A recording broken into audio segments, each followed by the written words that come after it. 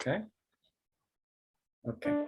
So very welcome everyone to the Rotary Club of New York, club number 6 in the world.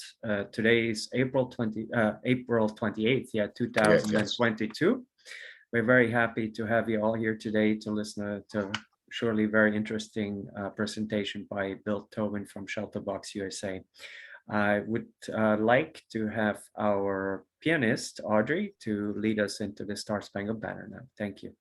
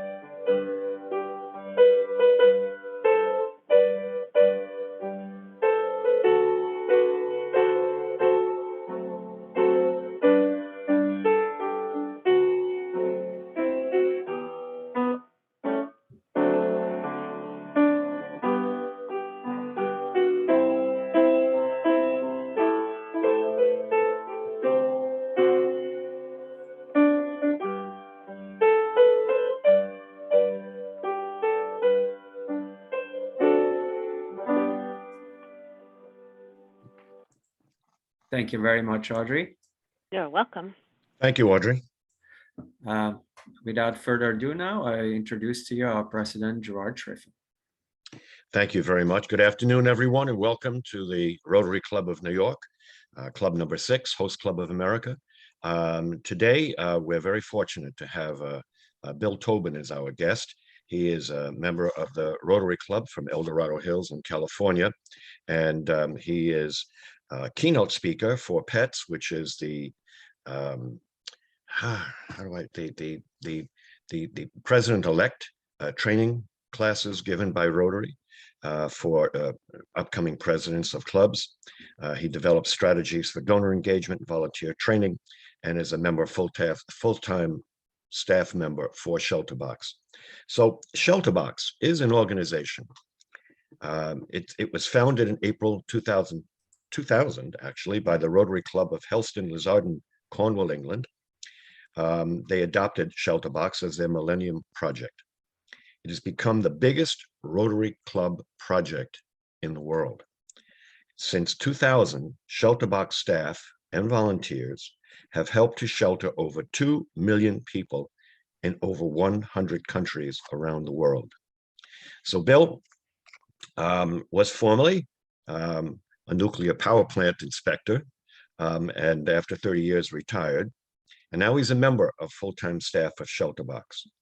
And he, for his activities, he has been awarded by his district in 2016 and 2017, Rotarian of the Year.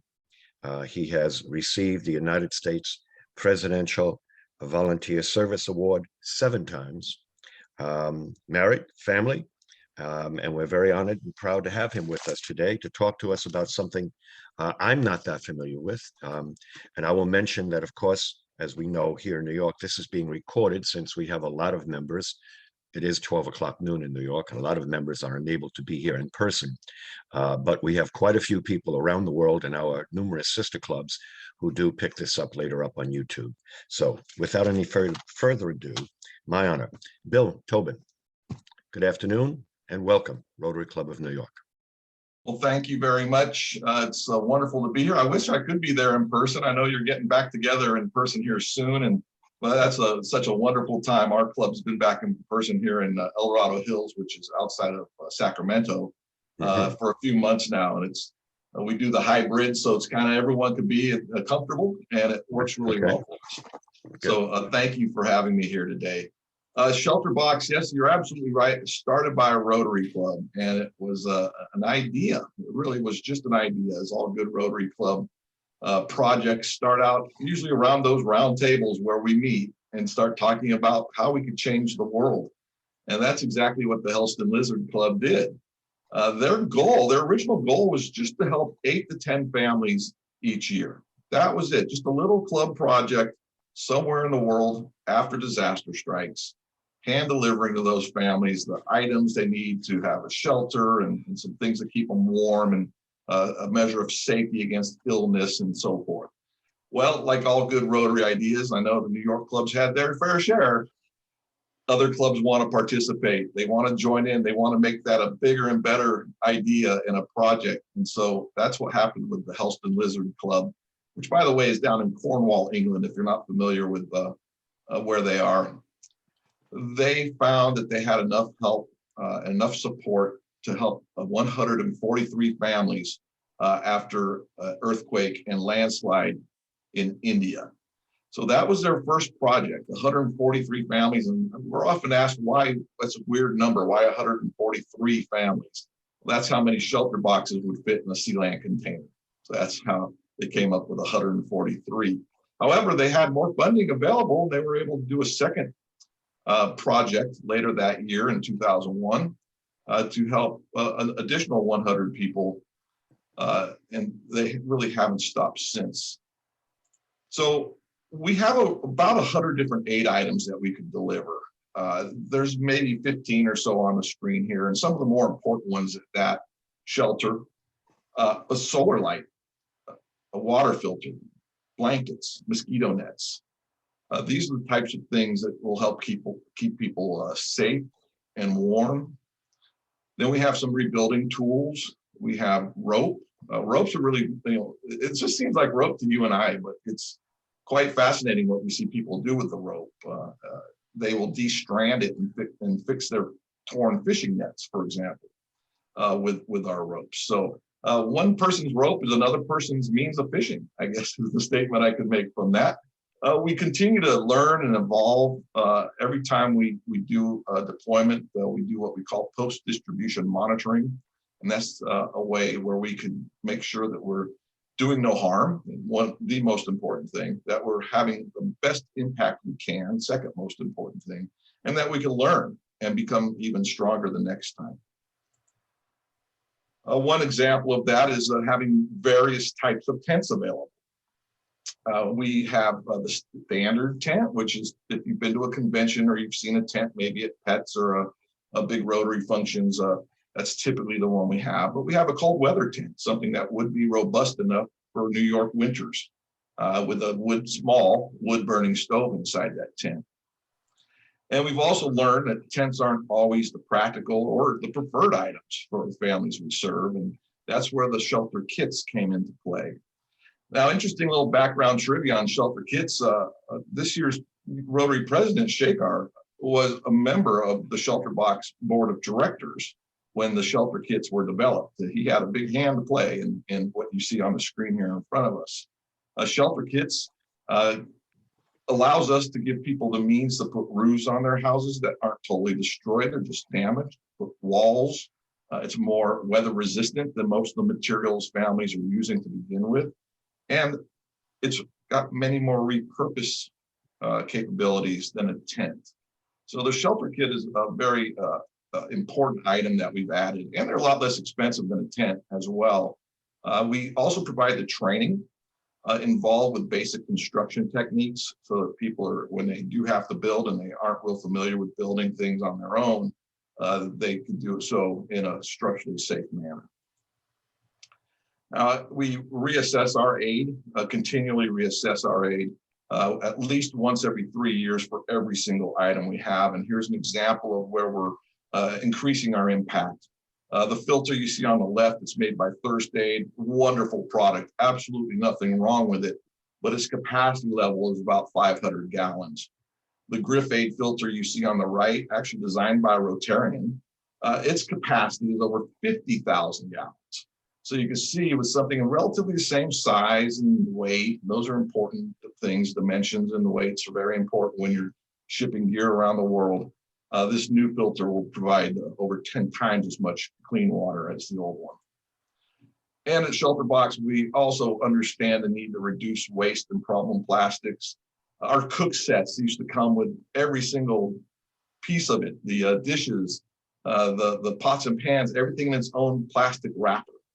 And we've worked with the supplier there, so now they don't have the plastic wrappers.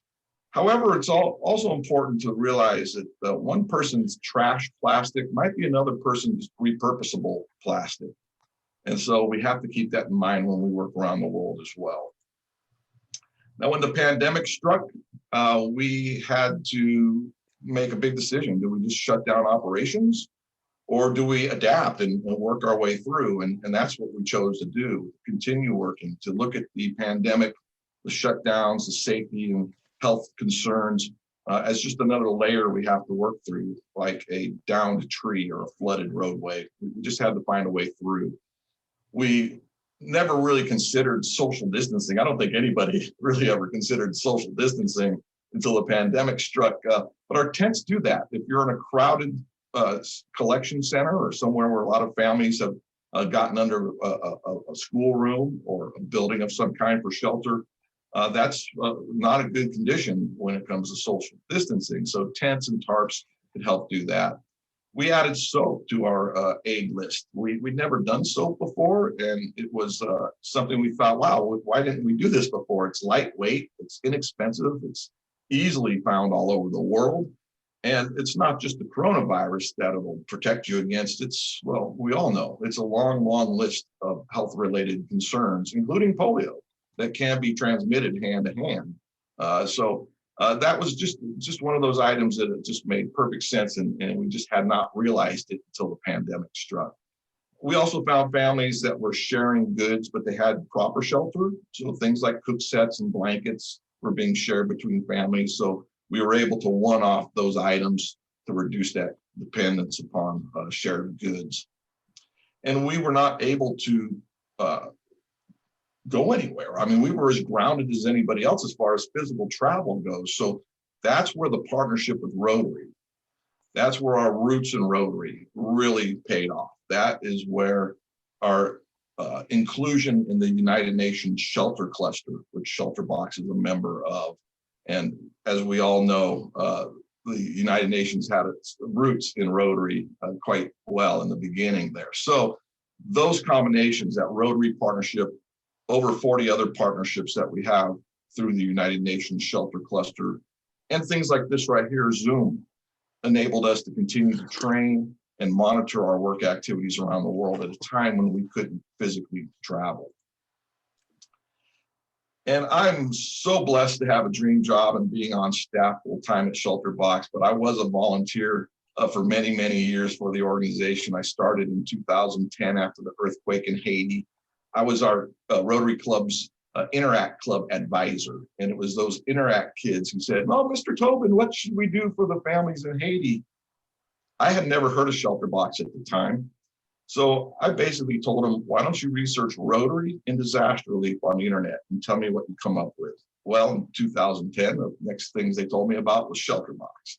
And as I was heard in my introduction, I just went crazy with it. And I think it's just an incredible Rotary Club project, and we could use more volunteers.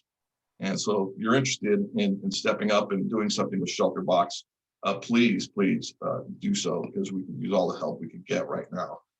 And this is why. The displacement numbers around the world are higher than ever before. This is a number that's updated every 2 years. So it's due for an update this summer, and the early projections are somewhere in the neighborhood of 125 million people displaced.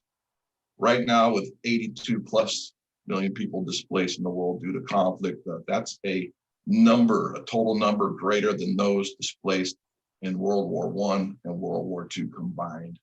And we're seeing disaster climate patterns and storm intensities are being bigger, and storms are more intense. They come later in the seasons. They're at latitudes north and south of the equator that they weren't at before. Those strengths, we're going to see those changes in climate patterns have a significant impact on the number of people displaced by disaster.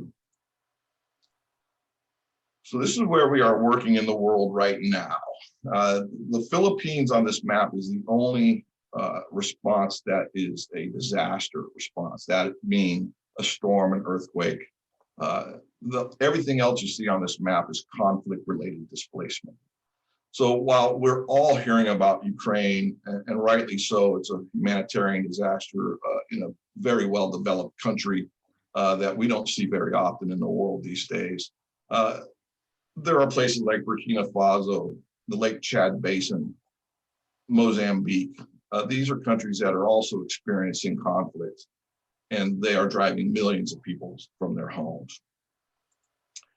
Speaking of Ukraine, I know you've had a lot of Ukraine guests on lately. I was very honored to be here to listen to John Hugo and his personal story of living and working in Ukraine and his family history there. And boy, it was a very moving a speech from John. What we do know is there are now 5 million people who have fled into neighboring countries. I think the number's around 12 to 15 million now that are displaced in country. Shortages are widespread, and sadly, there's no end in sight. But I think a lot of people aren't remembering that we also have the pandemic going on. Prior to the conflict, the fully vaccinated rate in Ukraine was just about a third of the population. So now it's, of course, much more difficult to maintain that kind of vaccination rates. These are the latest numbers, and as I said, over 5 million people now. What's really important here to realize are two things. The amount of Rotary there is. We get spoiled here in the United States because Rotary is everywhere. You can't go through too many towns without seeing that round wheel on the town sign somewhere. In Poland, there's just 80 Rotary clubs. In Slovakia, there's 29. In Moldova, there's 8. There aren't a lot of Rotary clubs in these regions. I would venture to guess that your pets, which I think most of New York and some of the other districts around there have as many clubs represented as all these countries combined. Now, right now, the amount of people going into the countries, looking at that as a percentage of the country's population is very indicative of what the lack of resources for those countries would be. For example, the close to 3 million people now going into Poland, that represents a population increase of about 8% of the country. However, in Moldova, with 400,000+ entering the country, that's a population increase of 17%. Moldova is also the poorest of the countries in this region of Europe, and they have their own eastern border area that is a dissension region and very pro-Russia. So there's a lot of complex things going on in Moldova. Now, we have experience in Ukraine. We worked there twice on what we call rapid response, which are the floods and storms in 2003 and again in 2008. And we took part in some very intense assessments with the UN Shelter Cluster following the outbreak of the conflict in the Donbas region in 2014. So we've been keeping an eye on this region for quite some time, but I think everybody was taken by surprise at how swift and how severe the invasion has been. So we're prepared to adapt our aid packages and tailor them to whatever the specific needs of the folks are. In collection centers like this here, one of the biggest needs are mattresses and blankets. Well, we do mattresses and we do blankets. Here's 40,000 blankets right here in this picture, all headed now to Lviv, or actually by now they're in Lviv. This picture is a couple weeks old now. And here are 4-inch mattresses, which are perfect for the cot or the floor that are being used in collection centers in Lviv. We've also found a need now for shelter kits. That is the tarps and the tools to repair damaged housing and damaged buildings. This is it being loaded. I believe that was in Poland, and then this is in Kyiv. We aren't disclosing real specifics on where we are. We need to still remember the old adage, loose lips sink ships. And these days, the speed of the internet, I'm all over the world on this here right now. So we have to be careful of what we disclose. But pictures like this represent what people are living in everywhere. It doesn't look destroyed, but if you look around, you'll see most of the windows are broken out. There's significant damage in the lower right-hand side of that photograph. And families are still living in these buildings, those that haven't left the country. This is something that's not going to end soon. And so we're seeing from our experience in Syria and elsewhere, a lot of similarities. not in the cause of the conflict, but in the reaction of those involved, those innocent families that are just trying to survive. We have 2 decades of experience, and a lot of that time is in conflict-related work. Currently, it represents over 80% of our work over the last 2 years. Historically, we've done well over 150 response projects to people displaced by conflict. Now, the biggest difference between a rapid response to a flood or a hurricane, an earthquake, and a prolonged response to a conflict is simply that, prolongment. How long will people be displaced? After a storm, even if your house is destroyed, in most cases, you can return back to that plot of land and start rebuilding in a matter of days, maybe weeks, and sometimes, depending on where you are and the intensity, it could be months. Well, the UN says people that leave their country due to conflict will be often displaced for 7 years or more. So a whole different set of needs over the course of time. In Syria, we've been working in Syria since 2012. The crisis began in March of 2011, and it still hasn't ended. We began, as we're seeing here, similar to Ukraine, people leaving the country, overwhelming the resources of those neighboring countries. And that's exactly where we started our work in Syria, helping refugees in Jordan, Lebanon, Iraq, and even as far away as in Greece. And then we also found there was a great need in country. You know, people are living in the building you see behind this truck. We've helped now well over 400,000, and we've got to be inching in on 500,000 people who have been displaced due to the conflict in Syria. And the real heroes here, though, are the citizens themselves. We're seeing this in Ukraine. We're seeing it with Ukraine and with Rotary members in Ukraine. We are seeing it in Syria, where there is no Rotary. We extend Rotary's reach in Syria. These are relief workers. All 3 of them are displaced. They have no home to go to. They're going to a tent or some sort of shelter, just like everybody else. But the thing is, when people are living in countries in dire straits such as this, they don't want to be left out of their own efforts to try and make things better. I mentioned the mattresses. This is what they look like. This is in Syria. We've been doing projects in Syria specific to wintertime temperatures where it does get below freezing.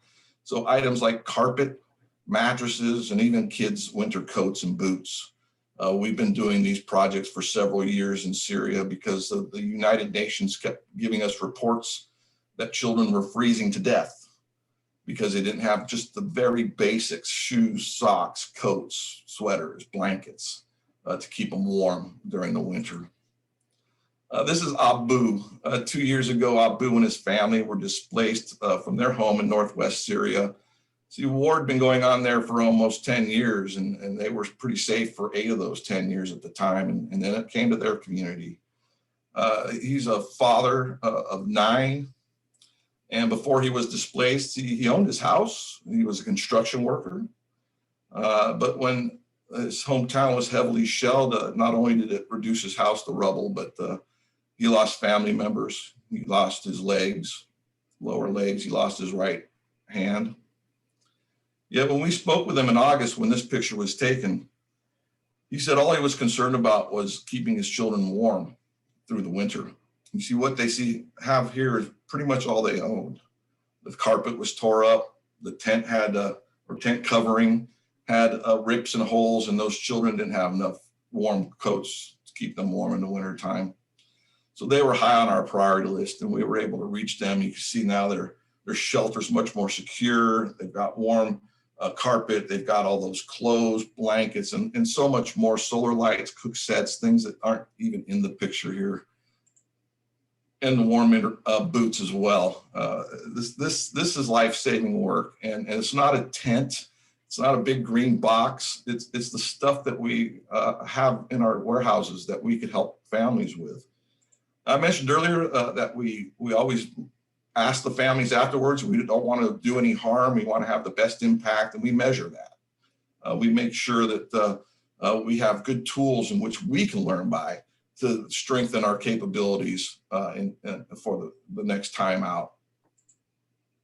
In March of this year, we completed our first project in Yemen.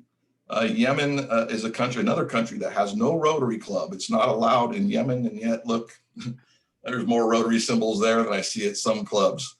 And we worked there with a partner agency called the Benevolence Coalition for Humanitarian Relief. They're based in Yemen. Yemen is currently the world's worst humanitarian crisis, although I would say Ukraine is probably number 2 with a hot spot next to it. But Yemen is the result of a brutal civil war, food insecurities, and a failing economy.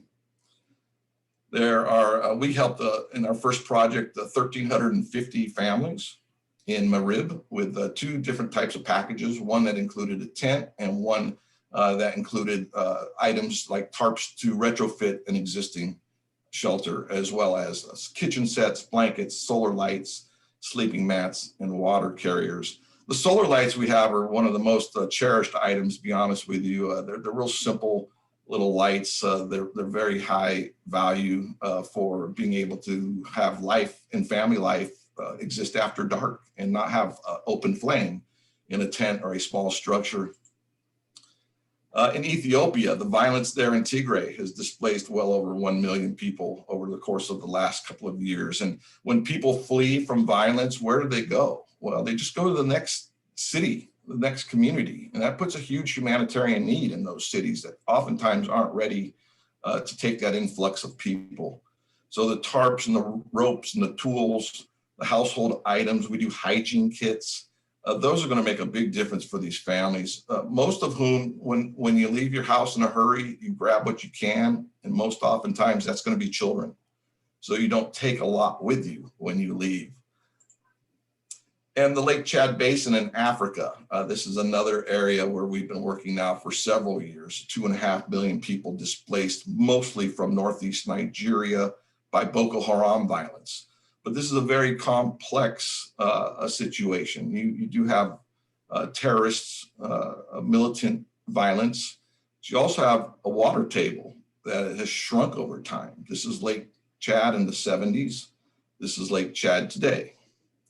So that's a very complex situation, a lack of water and militant action. It's no wonder this has an extremely high rate of internally displaced people and refugees. Now, we've been working in a camp called Minawao for several years. It was originally set up for 7,000 households. Today, there's over 70,000. I should update that slide. We just got new numbers. There's well over 70,000 households there now. Minawao is so big, you can find it on Google Maps. And as we zoom in here, I'm going to point out a couple different things. First, you can see our pretty iconic tent outlines, but then you'll also see some dark rectangles. And what those dark rectangles are mud brick homes that the families will build next to their tent. And then in some of those, you'll see a rectangular white shape. That's a mud brick home with a tarp roof. So families will be living here probably forever. There's very little chance that they're going to return home. They're building their own economy.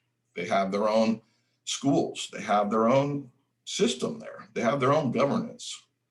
This is Fan. She's just 30 years old. She's got 8 children under her care, and she had to leave her husband behind. He had lost his legs in a Boko Haram attack and knew he was just going to hold them back. He told her to get the kids to Minawao. So while traveling to Minawao, they were sleeping wherever they could find along the road. A lot of the travel at night, just not so much because of the heat of the day, but just the ability to be spotted during the day. And they had no food. They were just walking and walking and walking. But, now you look at Fan and she's able to manage a smile on her face. She's avoiding crowded places. They know about COVID now. They know what they need to do. They can wash their hands with the soap. They've got what they need for shelter. Again, makes a big difference in the lives of people around the world.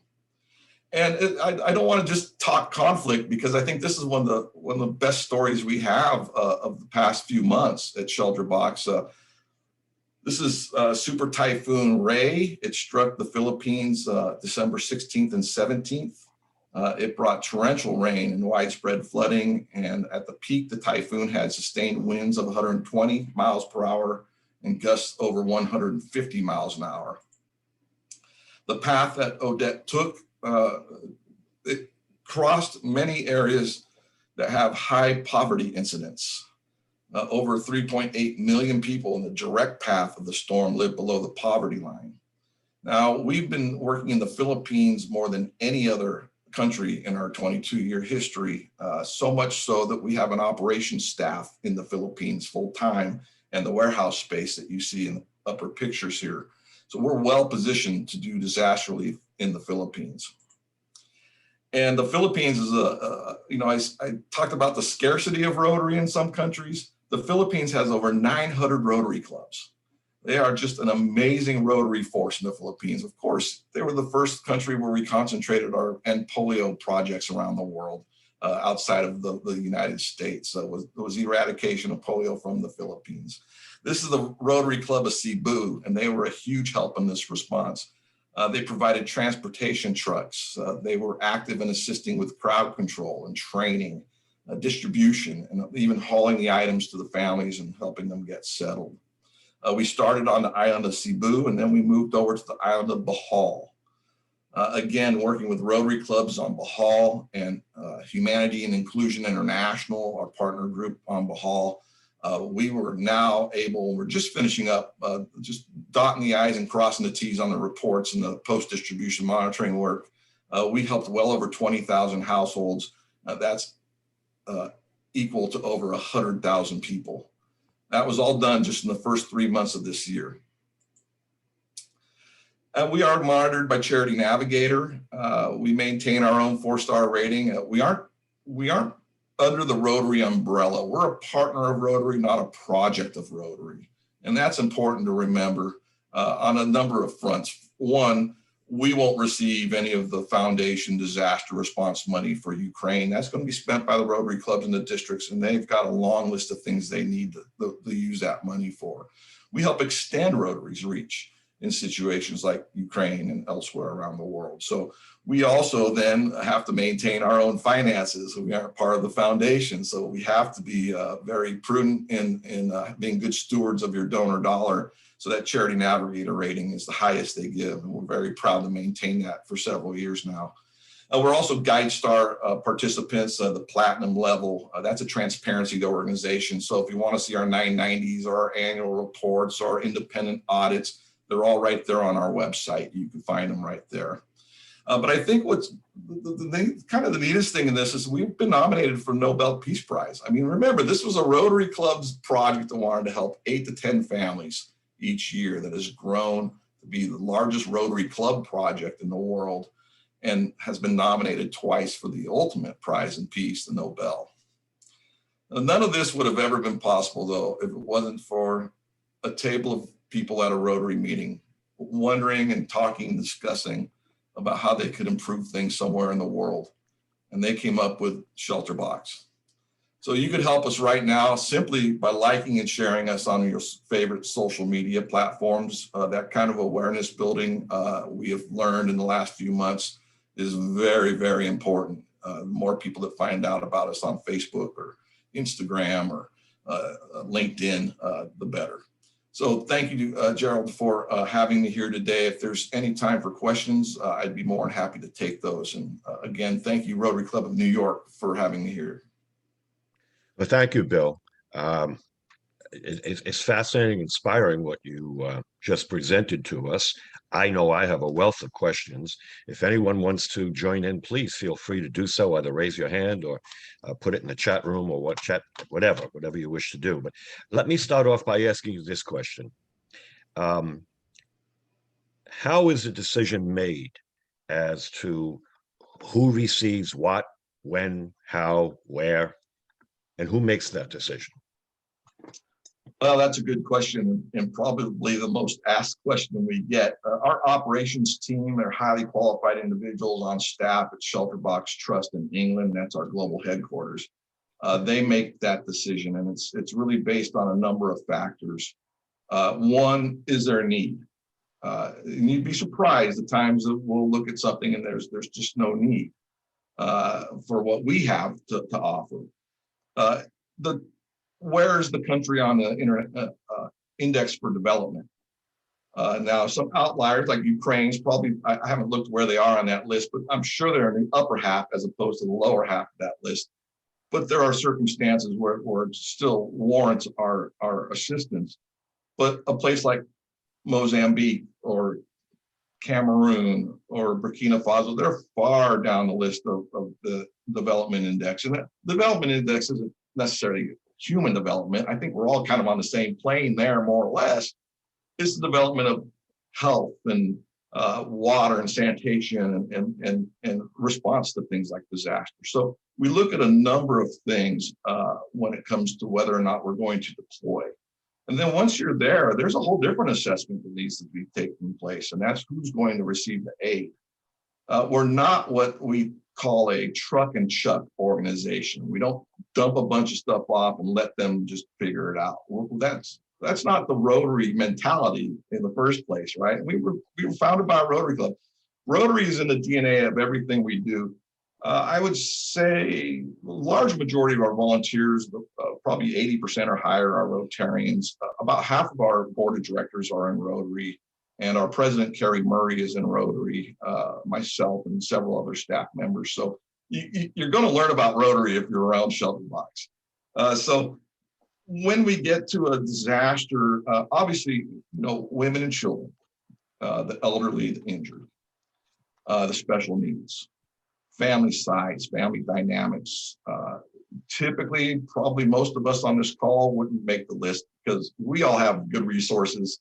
We're in a Rotary Club. Very few that join Rotary don't have a good list of resources.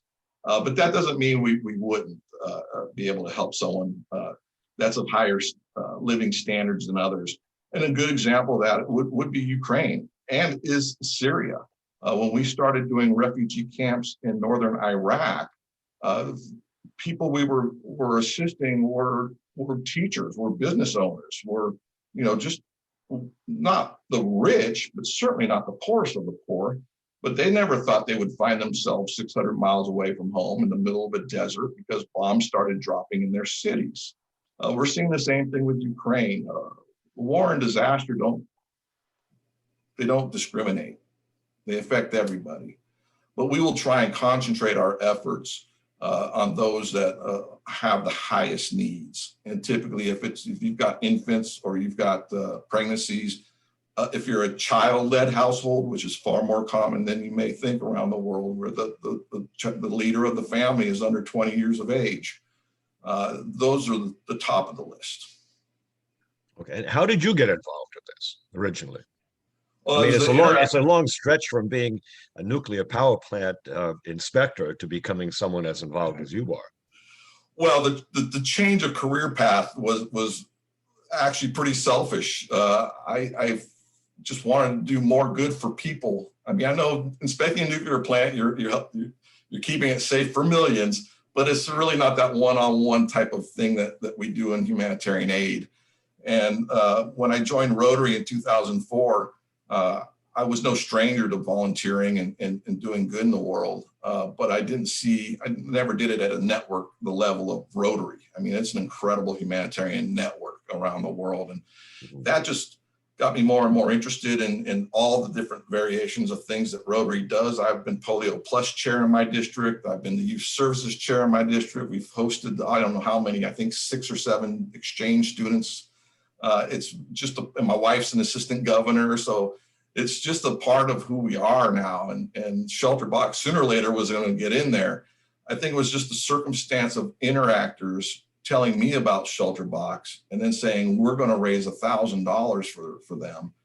And that got me inspired. So I challenged my club and my business, and they both did $1,000. And then the district governor-elect, since I was a president-elect of the club at the time, I said, hey, look, we've got, $3,000 or $4,000 now. Let's challenge all the other clubs in our district and see how many families we could help in Haiti.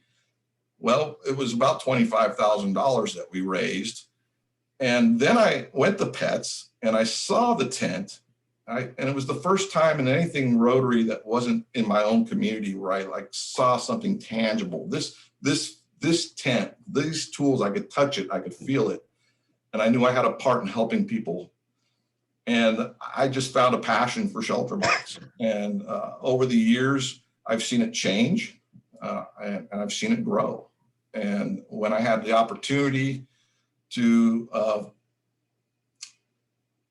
find a way in beyond the volunteer, I knew I needed to get a little bit more education specific to nonprofit management. So that's exactly what I did at 50-something years old. I went and got another certificate, just another one to hang on the wall, if nothing else, right? But I was real lucky after not getting 2 positions at ShelterBox that the Rotary Relations position was created because ShelterBox USA and ShelterBox Global, we're all one big group, but we're growing. Our revenue is growing well beyond Rotary clubs. Rotary clubs used to be it. Rotary clubs now somewhere in the 10 to 15% of our overall revenue in the United States. So it got to a point where we really had to help people outside of Rotary was taking staff resources, and that meant we couldn't pay as much attention to Rotary. And that was where we need to pay attention to Rotary. That's where our roots are. That's where it all began. And it'd be silly to try and, just dismiss that. So they created this position as Rotary Relations in the United States, really to keep the district governors informed, kind of that liaison between our organization and the district governors, but also then just to help promote it in any way, shape that we can. So really a dream job, and nobody gets rich, or they shouldn't get rich in financially working for a nonprofit, but you sure get rich in your heart and soul when you work for a nonprofit. The chair of our UN Breakfast Committee has a question for you. Malika, you want to pose your question? Malika, do you want to unmute yourself? Here I am. Thank you for a very good presentation, Bill. It's really very inspiring. I happen to be a bit familiar with this type of boxes because I had a career in UNICEF, in fact, and we do distribute this type of kit. How do they compare with the UN, with UNHCR and UNICEF kits? We all of us under the UNHCR, all the shelter cluster organizations, all maintain those same standards. So our TARPs are the UN TARPs. What we don't do that some of the other organizations do with TARPs is we don't brand them. You don't brand them? We don't put our branding on them. Oh, I see. And also I noticed that in the UNICEF boxes, they don't have repair tools. You don't repair the tent when it's, I suppose that when it's gone, it's gone. Well, we don't have things like the shock cord that's inside the tubes. We do give the tents come packaged with a couple of spare pieces. But we do have a full set of tools that accompanies our distributions. Would it repair a tent? I don't know. I know I could de-strand a rope and then use that as thread and repair a tent. I learned that. But our tents are really, I mean, they're very high quality, but they still have a lifespan. And that's why it's important, like in our Lake Chad relief work, that we have a plan that they're going to transition from a tent into a mud brick constructed shelter. And that's kind of a longevity, sustainability part of it. We know that tents aren't going to stay under that sun. They aren't going to maintain their integrity.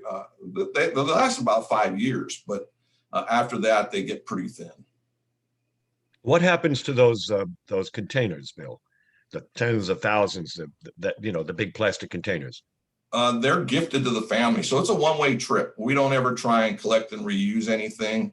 So the boxes, I mean, we have some great pictures of what people use the boxes for. I mean, it's been most of the time it's clothing, or they put their kitchen sets and stuff back in the box after they use them. It's a tabletop for families. But I've also seen where they take a blanket and they tie the corners, and it's a bassinet for a baby. So all sorts of different repurposing things for the box. It's very, very reuseful. Francis Limbe, do you want to ask a question about South Sudan? Hello. Yes, go ahead. Ask your question. Hi, Bill. Good morning. We are here still in the morning. I'm here in California, Claremont town. So I'm really very grateful to hear what you are doing, especially in Africa. I saw I saw the map, especially in the West Africa, but unfortunately you miss East Africa, especially Uganda and Southern Sudan. We are a small organization. We have 3 years now on the ground. We have a limited capacity mostly, but I'm very excited that if we can able to add part of our work together so that we can able to help people, especially on flood recovery and some other like a tent for the mosquitoes and some other things. There's a lot of things that we can talk about it. If I wish we can meet together one day as you are here in California, so we can talk a lot. Thank you. I don't have a lot to add, but I'm very excited really to hear what you're talking. Well, thank you, Francis. And we have worked in South Sudan in the past and all over Africa. I mean, I can't name all the countries. It's certainly probably not even half the countries. There's far more countries in Africa than most people realize. But we're always looking at partners. And in that sense, maybe it could just be relaying of information so we know more of what's going on locally in South Sudan or wherever the location may be.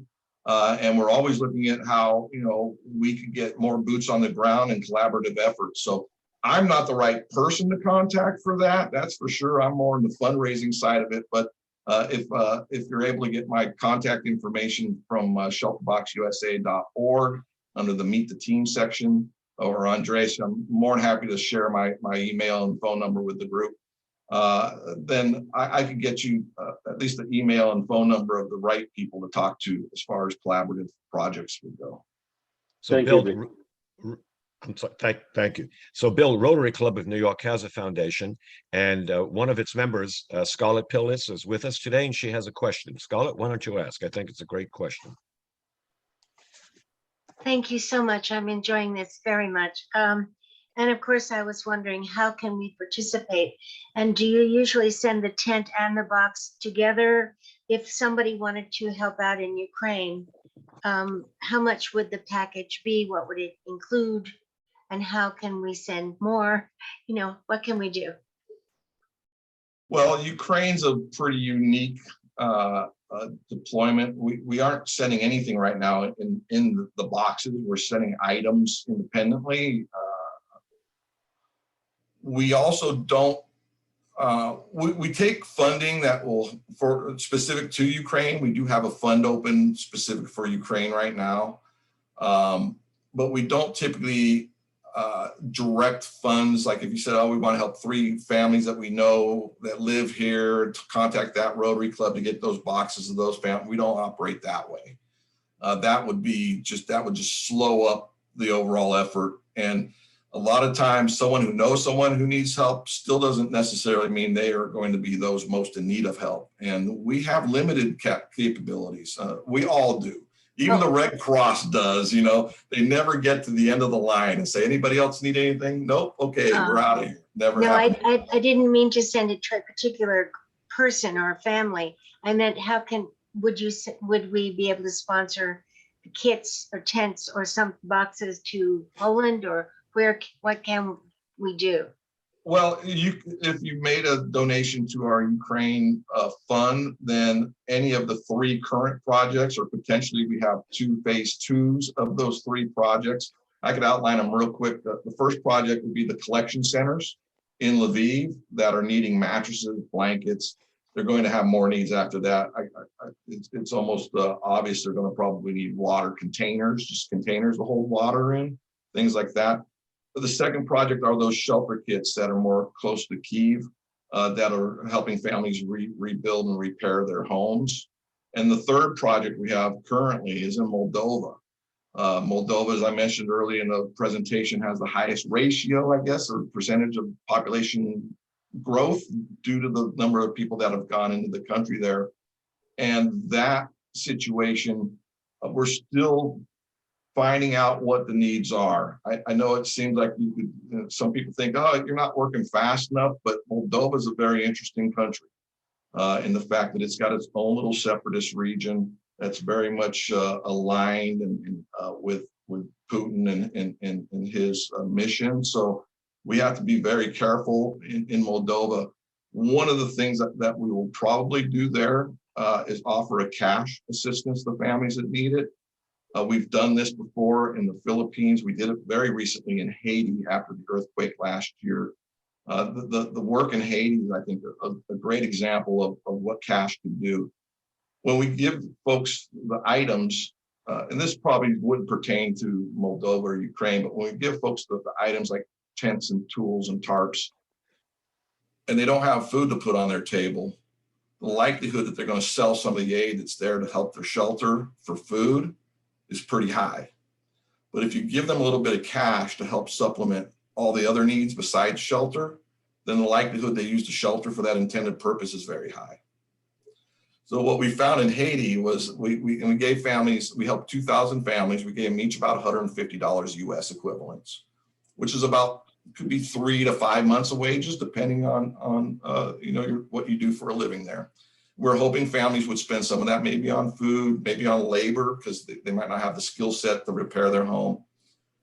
What we found was most families spent some of that money on buying either chickens or goats.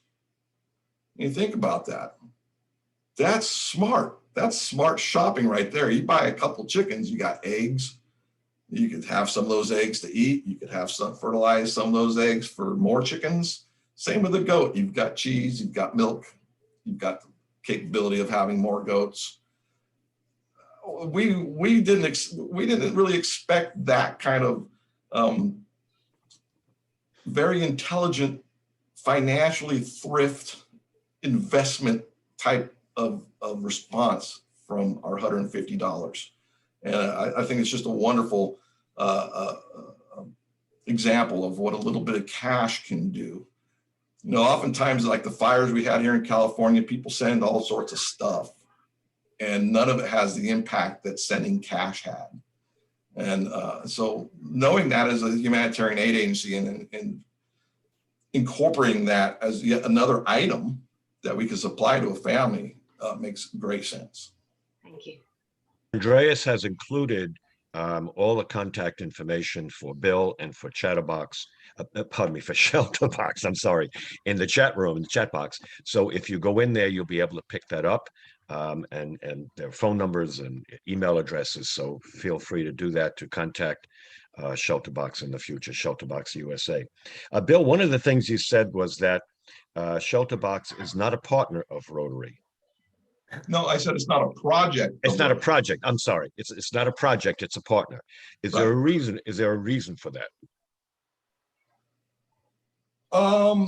Nothing very specific. I mean, it was a club's project that quickly outgrew the capability of the club, so a nonprofit was formed. Maybe at that point in time, if they had talked to Rotary, it might have ended up a different direction. But at that point in time, they started what's now the ShelterBox Trust in the UK, which is just a fancy name for a nonprofit here or a foundation here. And it just grew. And when the two organizations did kind of get together and say, wow, you know, you're amazing. No, you're amazing. One of those kind of situations.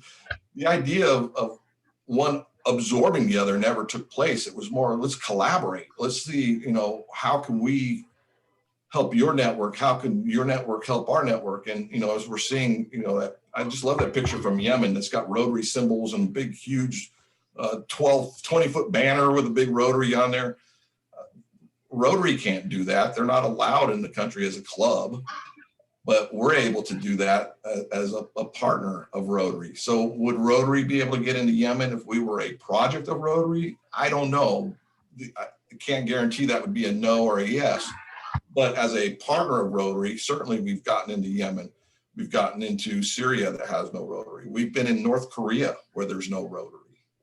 So getting into some of the areas of the world where there is no Rotary, when people need assistance, especially in areas of conflict, I can't think of a better olive branch of peace that Rotary could provide than through an organization like ShelterBox. Very good. Very good. One thing you mentioned early on, we had a presentation last week from an organization called endplasticsoup.org, which works out of Europe. And so I was very glad to hear you inform us earlier on that you're not using a lot of the plastic wrappers that originally were used. So yeah, and our boxes, even if you see one of our old boxes, which there's a few of them still around, they're darker green than our current box, and that's because the old boxes were, first run plastic boxes, which everything was, 15 years ago. Sure. These current boxes are as much recycled, which I think somewhere in the neighborhood of 20 to 30% of recycled plastics, and you can't do it all in recycled plastic because it wouldn't hold the 100 pounds that we need it to hold. Understood. Understood. Yeah, we're really. And I loved that when Rotary added the environment as its new as additional area of focus, because I'm very pro, make the environment better, and that's something when I learned at ShelterBox maybe 3 or 4 years ago, started looking at problem plastic, and it's just important to remember though that we throw plastic away, like plastic bags away, like they're never run out and never be a problem. But in a lot of areas of the world, they'll reuse a plastic bag. That's an important item. It's not a waste at all. So if we eliminated all the plastic we possibly could, the only item left that we couldn't take out of plastic would be a mosquito net, because they're treated. And that's the only piece of plastic we tell families to burn or bury or get rid of, because you don't want to put fruit in one of those baskets. You don't want to put seeds or in one of those bags. So again, that's where you just have to really be conscious of what people use around the world, what cultures do around the world. And something as simple as a piece of plastic, we might look at as garbage, and someone else might look at that and say, hey, I could use that. Well, I now know why you have, you're the recipient 7 times of the United States Presidential Volunteer Service Award. I mean, the work that you and ShelterBox do is as commendable a work, I guess, as anyone can do, considering the urgent need. It's really frustrating, I have to say, Bill, listening to your presentation, because it just reinforces what we all already know, that most of all of these emergency situations around the world are man-made. They're caused by people. Aside from, the environmental issues of a flood or an earthquake or something like that, there's no reason why they should be with us in the first place.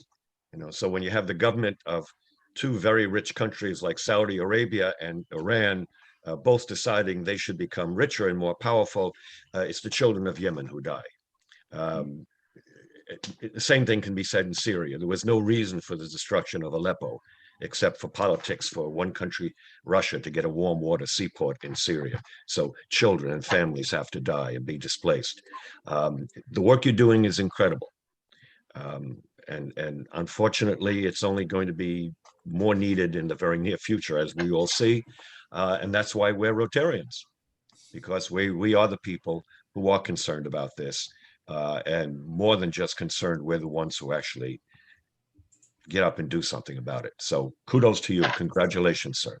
We will be in touch with you. Does anyone else have any comment or question before we sign off this morning? Yes, I do have a question. George and Nora, go ahead. Thank you. Thank you, Bill. What a wonderful presentation. I just wanted to piggyback because, in the river Lake Chad Basin area, which is Borno State in northern Nigeria, if you recall, that was exactly within the epicenter where the Chibok girls were kidnapped by the Boko Harams. And in 1981, that is exactly where I left to come to the United States. So I have the familiarity, and I'm wondering, is there a way that I personally or people I'm affiliated with can get involved in what you're doing? Because I think it's an excellent project that needs to get more of indigenous people to get involved.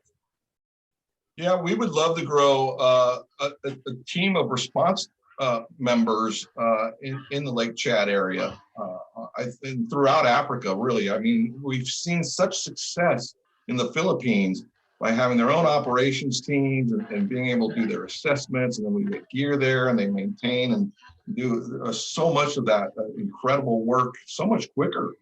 I mean, to help 100,000 people in 3 months after a major storm that they've just completed that is just amazing. So the needs,